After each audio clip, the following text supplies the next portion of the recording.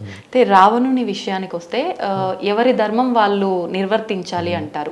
రావణుడు రాక్షసుడు అన్న విషయం తెలిసిందే. మరి రాక్షస ధర్మం అనేది తను పాటించాడేమో, తనని మనం దుర్మార్గుడుగా చూడటం కరెక్టేనా? ధర్మం అనేది రాక్షసులకు ఒకటి, దేవతలకు ఒకటి, మానవులకు ఒకటి ఉండదమ్మా. ధర్మం ధర్మమే. ధర్మంలో పరస్త్రీని చెరబెట్టడం అనేది ఎవరికైనా అధర్మమే. అది ఎవడు చేసినా తప్పే. ఎందుకంటే రాక్షసులు అనగానే వాళ్ళు అధర్మాలు చేస్తూ తిరుగుతున్న జాతి అనడానికి లేదు. రాక్షస జాతి చాలా గొప్పది. మరి బలిచక్రవర్తి చాలా గొప్పవాడే, ప్రహ్లాదుడు చాలా గొప్పవాడే. కనుక రాక్షసులు కూడా ధర్మాన్ని పాటించాలి. పరస్త్రీని అపహరించడం ఏ ధర్మంలోనైనా తప్పే. అది రాక్షసులకైనా దేవతలకైనా ధర్మం మాత్రం ఒకటే. దేవధర్మం రాక్షస ధర్మం ఉండదు. అందుకే రాక్షసుల్లోనే గొప్పవారైనటువంటి వాళ్ళు రావణుడితో చెప్తారు, ఇన్ని చదివిన వాడివి పరస్త్రీని అపహరించడం తప్పని తెలీదా, తప్పు కదా అని రాక్షసులే చెప్తారు. అందులో విభీషణుడు రాక్షసుడేగా. అలాగే మాల్యవంతుడు తాతగారు అవుతారు ఈయనకి, అమ్మ తరపు నుంచి. అలాంటి వాళ్ళే చెప్పారు నువ్వు చేసిన తప్పు అని చెప్పారు ఇక్కడ. కనుక రాక్షస ధర్మం కూడా కాదు, అది పూర్తిగా అధర్మం. అది తెలియక కొంతమంది రాక్షస ధర్మం ఆయన చేసాడు అంటుంటారు తెలియక. ధర్మం అంటే స్వభావం ఒకటి అర్థం ఉంది, ధర్మం అంటే సత్కర్మ శాస్త్రము రెండు ఉన్నాయి. కనుక రాక్షస స్వభావం అని చెప్పి సమర్థించడానికి లేదమ్మా. అది రాక్షస స్వభావం కూడా కాదు అది. పైగా వాడు నాగరికుడే, తపస్వే. హనుమంతుడు కూడా చెప్తాడు, ఇంత తపస్సు చేసి ఇంద్రియాలను నిగ్రహించావు, ఒక్క చిన్న విషయం నీకు తెలియదా, ఇంతకాలం నువ్వు చేసిందంతా మొత్తం పోయింది కదా. నువ్వు తపస్సు లాంటివి చేసిన ధర్మముల ఫలితం సుఖం అనుభవించడం, అది అయిపోయింది. నువ్వు చేసిన అధర్మాల ఫలితం ప్రారంభమైంది ఇప్పుడు అని చెప్తాడు. ఇప్పుడు రావణుడు మంచి శివభక్తుడు అంటారు. మీరు చెప్పినట్టుగా ఎన్నో జ్ఞానాలు సంపాదించుకున్న ఆయన ఉపాసన వల్ల. రాబోయే బ్రహ్మ అని కూడా అంటారు. అంటే హనుమంతుడు రావణుడు మాత్రమే ఎన్నో వేదాలని చదివిన వాళ్ళలో గొప్ప వ్యక్తులు అని చెప్పి అంటూ ఉంటారు. మరి అన్ని చదివినప్పుడు మామూలుగా మనం దేవత ఆరాధన ఉపాసన చేస్తేనే మనకి ఎంతో కొంత అందులో నీతి అర్థమవుతుంది, మంచిగా ఉండాలి అనే ఒక విషయం అర్థమవుతుంది. అన్నీ తెలుసుకున్న అతనికి ఒక ఆడ మనిషిని అంటే సీతాదేవిని అలా అపహరించడం తప్పు అనే ఒక చిన్న విషయాన్ని ఎలా మర్చిపోయాడు అంటారు? అని వినాశకాలే విపరీత బుద్ధి అంటారు ఎన్ని తెలిసిన. పైగా రావణుడు శివభక్తుడు అని ఒక వ్యాప్తి లోకల్లో ఉంది, కానీ నిజంగా పెద్ద గొప్ప శివభక్తుడు కాదు. ఎందుకంటే ఆయన తపస్సు చేసినప్పుడు వచ్చింది బ్రహ్మదేవుడు. అలాగని బ్రహ్మదేవుడిని ఉద్దేశించి ఆయన తపస్సు చేయలేదు. ఒక నియమము, ఒక తపస్సు చేస్తే లోక సృష్టికర్త అయినటువంటి వాడు చేసిన దానికి ఫలితం ఇవ్వాలి. అందుకు బ్రహ్మదేవుడు వచ్చాడు. ఎందుకంటే ఆయన ఏ దేవుడు భక్తుడు కాదు, తన కోరికకు భక్తుడు ఆయన. అందుకే కోరికలు కోరుకున్నాడు. తర్వాత వచ్చిన ప్రతాపంతో వరబలంతో గర్వించి అందరి మీద దండయాత్రలు చేశాడు. ఆ చేస్తూ చేస్తూ కుబేరుడు వద్దకు వచ్చి అలకాపురిని ఆక్రమించుకున్నాడు. అయితే అప్పుడు కుబేరుడు విశ్రవసో బ్రహ్మ వద్ద, అంటే రావణుడికి కూడా ఆయన తండ్రి, కుబేరుడికి ఆయన తండ్రి, వెళ్ళి ఇలా వాడు దండయాత్రకు వస్తున్నాడంటే ప్రస్తుతం కాలం వాడికి అనుకూలం ఉంది కనుక నువ్వు ఖాళీ చేసి వచ్చే అంటాడు. అప్పుడు అలకాపురిని ఆక్రమించుకుని కుబేరుడి పుష్పక విమానాన్ని తీసుకుంటాడు. ఆ పుష్పక విమానం ఎక్కడికైనా వెళుతుంది, ఏ లోకానికైనా. కానీ కైలాసం దగ్గరికి వచ్చేటప్పటికల్లా రాలేకపోయింది. అప్పుడు అక్కడున్న నంది నవ్వి, నీ విమానం ఇక్కడికి రాలేదు, సాధ్యం కాదు సుమా అంటే, అప్పుడు గర్వించి కిందకి దిగి, నేను కైలాసం దగ్గర రాకూడదంటే కైలాసాన్ని నా దగ్గర తీసుకెళ్తానని పెకలించుతాడు. ప్రయత్నించాడు. వాడు తపోబలం ఉంది, శరీర బలం ఉంది కానీ పెకలించి ప్రయత్నం చేస్తాడు.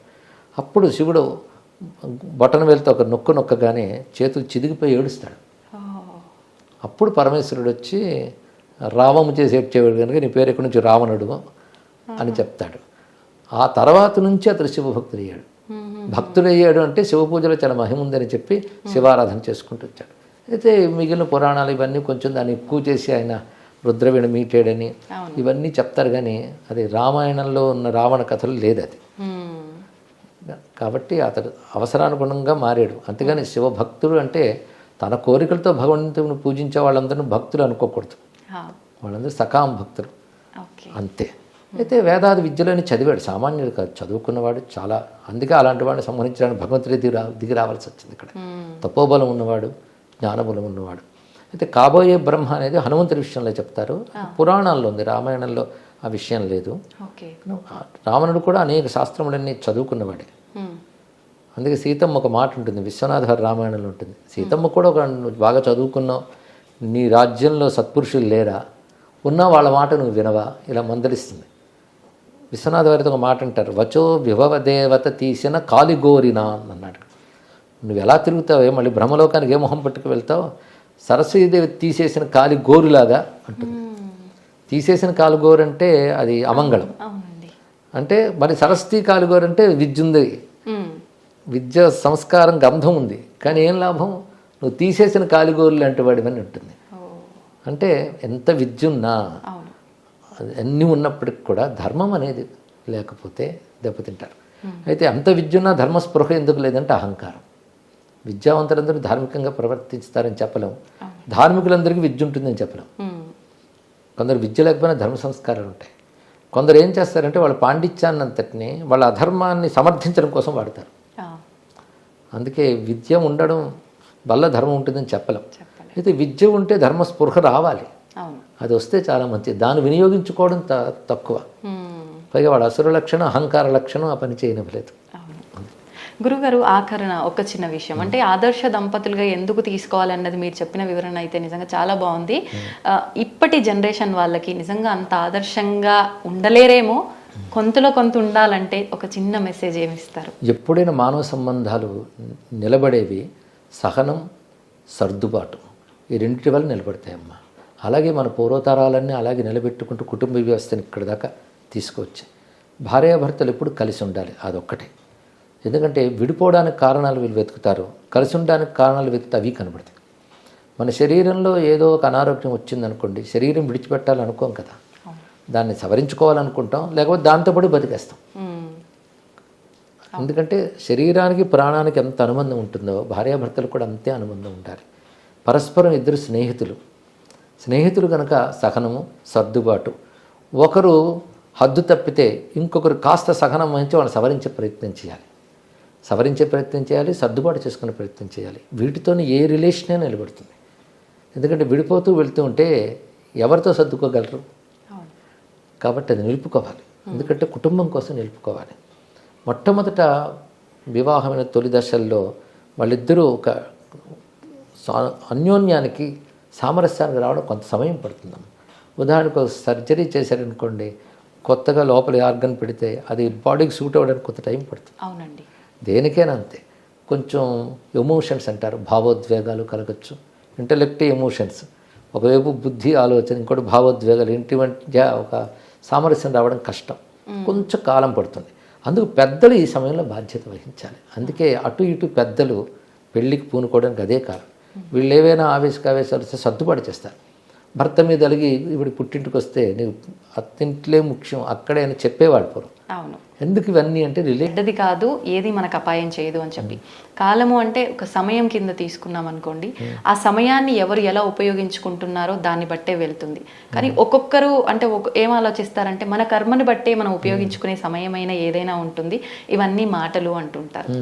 ఏం చెప్తారంటే ఇటువంటి వాళ్ళు? మన కర్మని బట్టి అంటే ఒకప్పుడు మనం చేసుకున్న కర్మేగా, అది కూడా మనం చేసిందే కదా, తానంత తాను రాదు కనుక ఒకప్పుడు మనం చేసుకున్న దాని ప్రకారం ఉన్నప్పుడు అదేంటో మనకు తెలియదు కనుక ఇప్పుడు మనం చేయాల్సింది జాగ్రత్త పడాలి. ఎందుకంటే కాలం యొక్క ప్రభావం మన మీద ఎంత ఉంటుందో మన యొక్క ప్రభావం కాలం మీద ఉంటుంది. ధర్మాధర్మాలు లోకల్లో ఉంటే దానికి తగ్గట్టుగా కాలం అనుకూల ప్రతికూలాలు ఉంటుంది. ధర్మాధర్మాలు మన నుండే వస్తాయి కదా. అది కాలం చెడు చేసింది అనే కంటే మనం చేసిన కర్మ కాల రూపంలో ఫలితాన్ని ఇస్తుంది. అందుకే సత్కర్మ చేస్తుండాలి. ఇదివరకు ఏదో దుష్కర్మల వల్ల ఇప్పుడు కాలం ప్రతికూలంగా ఉన్నప్పటికీ ఇదివరకటిది మనం ఇప్పుడు వెళ్ళి సవరించుకోలేం. కానీ ఇప్పుడు సత్కర్మాచరణ చేస్తూ ఏమైనా ప్రతికూలత వచ్చినా ఒకప్పుడు చేసుకున్న చెడ్డ పని యొక్క ఫలితం ఇదేని కొంచెం సహనం వహిస్తూ ఉంటే, అందుకే ఇందాక చెప్పినట్టే సహనం వహించాలి, సవరించుకోవాలి. ఈ రెండిటితో మనం కాలం అనుకూలం చేసుకోవచ్చమ్మా. గురుగారు, తల్లిని మించిన దైవమే లేదు అంటుంటారు. అంటే భగవంతుడే గొప్ప, సృష్టికి మూలమే భగవంతుడు అంటాం. మరి భగవంతుడి కన్నా కూడా తల్లి గొప్పన ఎలా అర్థం చేసుకోవచ్చు అంటారు? అంటే భగవంతుడు సర్వవ్యాపకుడు పరమాత్మైనా ప్రత్యక్షం కాదు కదా. భగవంతుడు ఎలాగైతే మనకు కారణమై మనల్ని పోషిస్తూ రక్షిస్తూ ఉంటాడో అలా మన పుట్టుక కారణమై మనల్ని పోషించి రక్షించి కాపాడడం అనే ఒక దైవత్వం తల్లిలో కనబడుతుంది. తండ్రిలోనూ అలాంటి దైవత్వం కనబడుతుంది. అందుకే ఒక దైవీ గుణం లక్షణం అక్కడ ఉంది కనుక వాళ్ళని ఆరాధిస్తే దేవతలను ఆరాధించినట్లే. అది మాతాచ పార్వతీదేవి పితాదేవో మహేశ్వర అంటారు. అంటే పార్వతీదేవి తల్లి, శివుడే తండ్రి అని. అందులోనే తల్లే పార్వతి, తండ్రి శివుడని భావం కూడా తీసుకోవాలి ఇక్కడ. అలాగ వాళ్ళని మనం గౌరవించి వాళ్ళని బాధ పెట్టకుండా చూసుకోవాలని దానివల్ల కుటుంబ సంబంధం బలంగా ఉంటుంది. కనుక ఏ పిల్లవాడైతే తల్లిదండ్రులను గౌరవిస్తాడో ఆ పిల్లవాడు తాను కూడా తండ్రో తల్లో అవుతాడు. అప్పుడు వాడు ఆదర్శంగా నిలబడతాడు. కనుక ఇది పరంపరను కాపాడుతుంది. గురుగారు శివుడు అన్నారు కాబట్టి నాకు ఒకటి అడగాలనిపించింది. ఇది నా పర్సనల్ క్వశ్చన్ అనమాట. నాకు శివుడు అంటే అది భక్తి అని చెప్పలేని ఒక రకమైన పిచ్చి. ప్రతి పని చేసినా ఏ పని చేసినా కూడా శివుడు శివుడు నా శివయ్య అని ఒక ఇంట్లో పర్సన్ లెక్క నేను ఫీల్ అవుతా. వేరే ఏదైనా టెంపుల్కి వెళ్ళాలన్నా అమ్మో నా శివునికి కోపం వస్తుందేమో, నా శివుడి గుడికి తప్ప నేను ఎక్కడికి వెళ్ళను, ఎవరైనా తిరుపతికి వెళ్దాము అని అన్నా కూడా నేను తిరుపతికి రాను, శివుడు కూడా ఏదైనా ఉంటే చెప్పు. ఇలా ఒక రకంగా అయిపోయింది. అంటే నాలా చాలా మంది ఉన్నారేమో, ఒక దేవుణ్ణి ఇష్టపడి నా ఇష్టదైవం ఈయన అనుకున్నప్పుడు ఇంకో దేవుణ్ణి ఆరాధించటము వెళ్ళటము అనే ఆలోచన అసలు ఎందుకు రాదు? అంటే ఎలా తీసుకోవచ్చు అంటారు దీన్ని? ఇవి రెండు వైపులు ఉంటుంటాయమ్మా. కొందరు విష్ణు భక్తులు అనుకుని శివాలయానికి మేము రాము అనుకుంటారు. ఇది కొంచెం మనస్తత్వం వల్ల కూడా అనిపిస్తుంది. అలా అనిపించిన ప్రేమకు సంకేతమే. అందులో ఇతర దేవతను మనం తక్కువ చూసామని అర్థం కాదు, మన దేవతని ఎక్కువగా చూసామని అర్థం. వెళ్ళినా తప్పు లేదు. ఎందుకంటే సర్వదేవతలు ఒకే భగవంతుని యొక్క స్వరూపాలు అనేది మన శాస్త్రం చెప్తోంది. మన శివుడి మీద ఇష్టం ఉన్నప్పుడు శివుడే ఈ దేవతల రూపంలో ఉన్నాడని వెళ్ళి నమస్కరించవచ్చు. నాకు ఈ సమయంలో లీలాసుకుడు కృష్ణకర్ణామృతంలో ఒక మాట అంటాడు, నేను కనిపించిన ప్రతి దేవుడికి దండం పెడతాను. ఏమడుగుతానంటే నా కృష్ణుడిపై నా భక్తి మరింత పెరిగేలాగా ఆశీర్వదించమని అడుగుతాను. నందస్య పుణ్య నిశ్చయే మా భక్తి రస్తు అంటాడు. అద్భుతం, బాగుంది కదా. అలాగే మనం కూడా ఈ దేవతలందరినీ అంగీకరిస్తాం సనాతన ధర్మంలో. కనుక మన ఇష్టదైవం మీద భక్తి పెరిగేలాగా వీళ్ళు అనుగ్రహించవచ్చు. దేవతలకు ఏమైనా కోపం వస్తుందా అండి? అలాంటివి ఏవీ లేవమ్మా, మనం ఏర్పరచుకున్న భావాలే. ఎందుకు సర్వదేవ నమస్కార కేశవం ప్రతి గచ్చతి అని మాట ఉంది. అదేవిధంగా సర్వదేవ నమస్కార శంకరం ప్రతి గచ్చతి అని కూడా అంటారు. ఎవరికి నమస్కరించినా వెళ్ళేది ఒక్కరికి, ఒకే పరమాత్మకి. ఎక్కువ తక్కువలు ఏవీ లేవు. ఇష్టం ఒకరి మీద ఉంటుంది అంటే అర్థం ఇంకొకరి మీద అనిష్టం అని కాదు.